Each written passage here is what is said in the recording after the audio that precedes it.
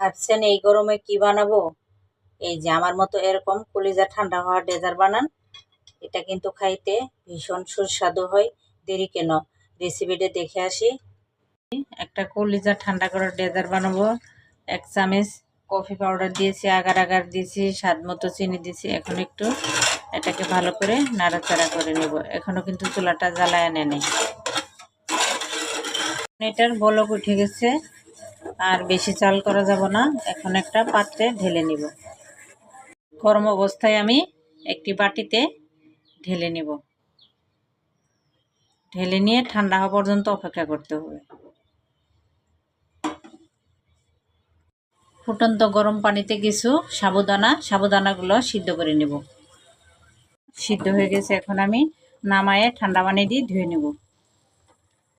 ঘন দুধ দিয়েছি, আর দিয়ে দিব কনডেন্স মিল্ক। কনডেন্স মিল্ক দিয়ে দিলাম, আর দিয়ে দিব সিদ্ধ করা এই সাবুদানাটুকু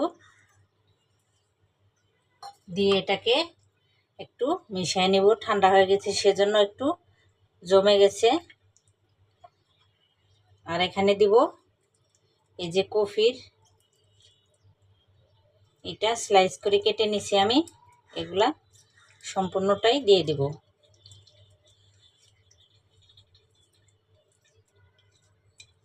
এটা কিন্তু একদম কলিজা ঠান্ডা হওয়ার মতো একটা ডেজার্ট।